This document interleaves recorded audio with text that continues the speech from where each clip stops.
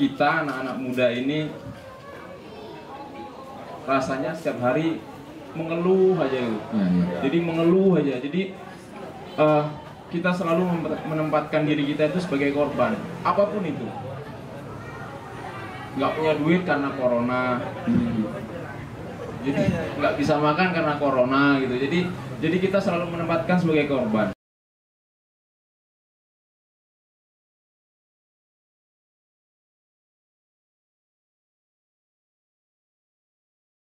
Luar biasa. Dua aja ada padat, apalagi 5. Ini kayaknya dengan pertanyaan ini acara ini udah terangkum semua lagi. Jangan sampai lah Bang. Masih banyak yang menanyakan. Ya, Oke. silakan Bang. Yang pertama, hal apa yang memotivasi saya untuk memilih bidang pertanian Ya. menjadi salah satu yang saya anggap bisa memiliki nilai potensi atau nilai ekonomis yang besar. Gitu ya, Mas Budi ya. Pertama, yang sama-sama kita ketahui adalah lahan pertanian semakin sempit, gedung semakin banyak, jumlah populasi manusia semakin banyak. Dengan semakin bertambahnya jumlah populasi manusia, akan semakin banyak perut yang minta dimasuki dengan makanan. Semakin banyak lambung yang minta diisi dengan makanan. Disitulah hal yang dapat kita ambil secara klisenya itu tampil dengan minimnya lahan pertanian dan dengan bertambahnya jumlah manusia, otomatis pertanian akan menjadi salah satu hal yang sangat menguntungkan di masa yang akan datang. Berarti meningkatnya populasi membuat pertanian ini akan menjadi yang prospek lah ke depannya Bang. Meningkatnya populasi, meningkat juga kebutuhan akan makanan. Iya. Bahkan sekarang itu di negara Eropa, terakhir saya lihat di YouTube, di negara Eropa itu sudah kekurangan suplai sayur-sayuran karena saking banyaknya, saking pesatnya pertumbuhan manusia Di Eropa. di Eropa.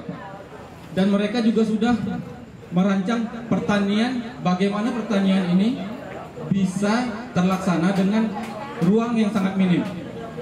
Ada yang mainnya itu di dalam ruko, Dalam rumah. kalau kita bilang itu dalam ruko lah gitu. Jadi ruko, sebuah ruko difungsikan sebagai lahan pertanian. Lahan pertanian. Yang kita ketahui itu tanaman itu kan harus kena sinar matahari. Ya. Nah, sinar matahari itu digantikan dengan menggunakan lampu ultraviolet. Lampu Berarti UV. pengganti sinar matahari. Pengganti sinar matahari. Dan mereka memang keutamaannya nggak kayak kita ya, ada pemadaman bergilir ya. Jadi pasokan listriknya ada terus. Oh, Di Jepang sendiri sawah di bawah basement, di basement gedung. Kalau kita untuk parkir dong. Kalau kita untuk parkir, kalau mereka manfaatkan sebagai lahan pertanian. Lahan pertanian. Karena Itulah salah satu bukti bahwa pertanian ini menjadi hal yang harus dipelihara untuk kelangsungan hidup manusia. Apakah kawan-kawan, saudara-saudara di sini sudah pernah mendengar berita bahwa ada seorang pemuda, saya lupa tuh di Bali apa di Surabaya, pokoknya daerah Jawa Timur ke sana lah, yang meraup hasil miliaran dengan hanya bertanam kangkung secara hidroponik. kangkung Bang. Kangkung. Wow. Kangkung yang kita anggap sayuran remeh. Iya.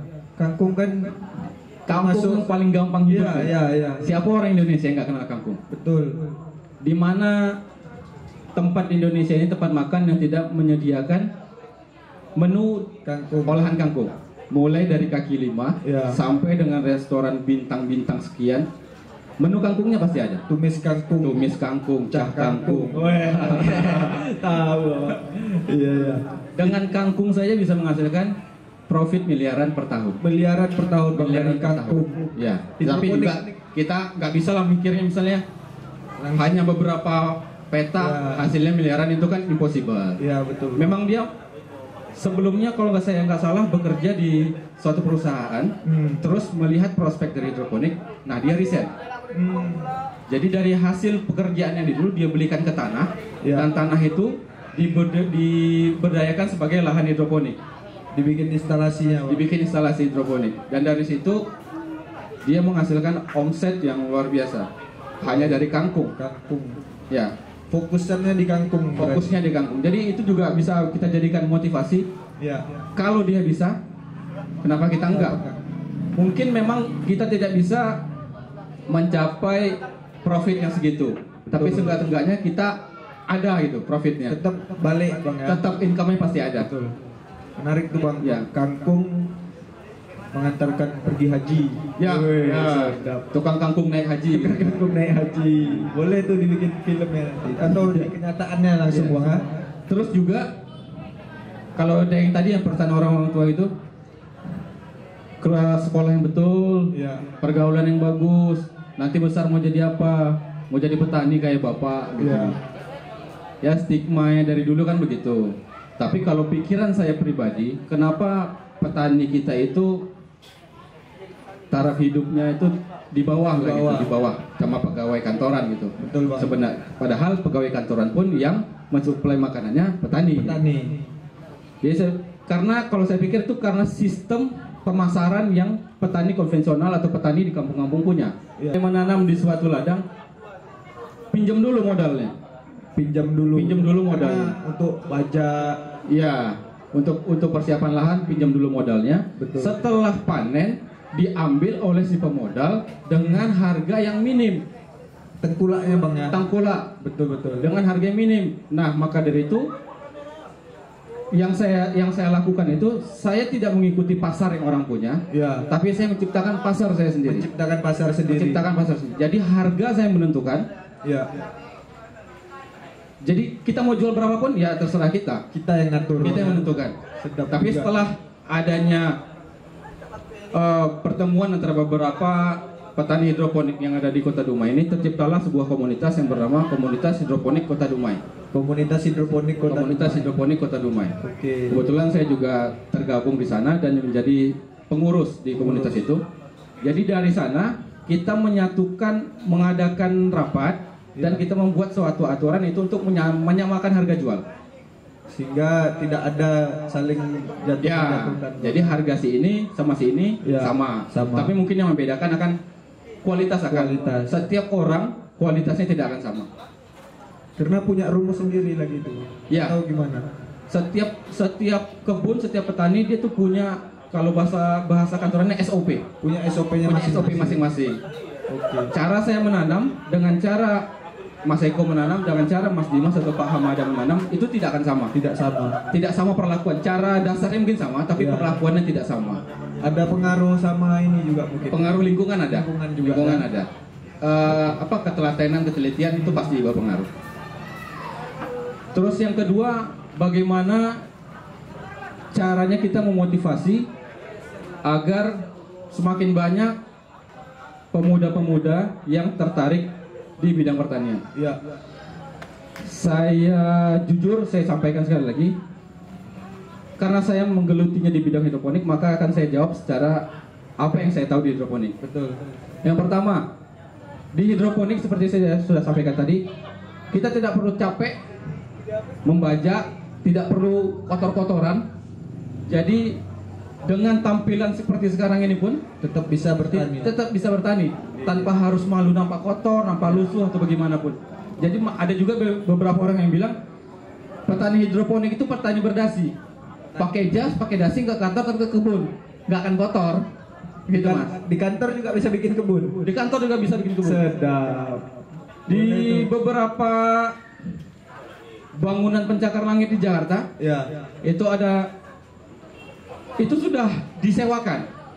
Disewakan kayak kita misalnya ini daerah Jalan Ombak, daerah Ya. jadi itu kan banyak ruko. Ya, ya. Atas ruko itu kan nganggur. Betul. Itu Di disewakan rooftopnya, untuk jadi lahan hidroponik. keren. Multifungsi berarti. Multifungsi. Kenapa orang berani Ya. nyewa? Anggap kayak kita nih Jalan Sudirman, Jalan Sukajadi, Jalan Ombak, jalan-jalan yang Ada rukonya. harga sewanya itu kan lumayan tinggi. Ya. Kenapa orang berani mengambil sewa di tempat yang tinggi kalau dia tidak yakin di situ ada profit? Berarti memang menjamin prospek, memang Prospek. keren bang ya. Pernah tidak terpikirkan bahwa sebuah sayuran bisa mendapatkan harga jual yang di atas 100.000 per kilo? 100.000 per kilo. 100.000 per kilo. Sayuran itu bang? Sayuran. Mahal. Kalah harga besi kawan-kawan. Besi tua Untuk 3.000. selada sendiri, selada kan kita nih rata-rata di petani hidroponik Kota Dumai ini menggunakan selada impor. Ya. Mengapa kita pilih selada impor? Karena memang daya tumbuh lebih kuat, lebih bagus daya tumbuhnya. Juga hasil yang kita dapatkan itu lebih montok sayurannya. Bohai bang. Bohai. Jadi gimana? Harga sayuran itu juga harga jualnya atau harga ekonomisnya cukup tinggi. Kalau harga di komunitas itu kita menjual ke konsumen langsung itu di harga 40.000 per kilo. 40.000 per kilo bang. 40.000 per kilo. 1 kilo itu paling isinya 5 sampai 6, paling banyak 8 lah, 8 batang. 40.000 dibagi 8. Tinggi juga bang ya? Tinggi harga jualnya. Wah, di atas Harga sayur konvensional memang. Iya. Karena memang sampai sekarang pun sebenarnya kalau kita jual di ikut harga pasaran pun nggak rugi sih sebenarnya. Iya. Memang masih ada untung masih ada. Cuman ya kita menjaga keeksklusifan. Jadi sayang rasanya. Karena masih punya harga yang segitu. Iya, kalau misalnya masih bisa dijual dengan harga yang segitu masih laku, kenapa harus diturunkan? Betul. Dan Dan saya juga berharap dengan naiknya harga dari hidroponik ini, harga sayur konvensional juga akan ikut terangkat. Jangan sampai sayur konvensional itu jadi harganya makin turun. Iya, terlalu jomplang lah gitu. Ajak petaninya juga Iya. bang. Betul itu bang, menarik.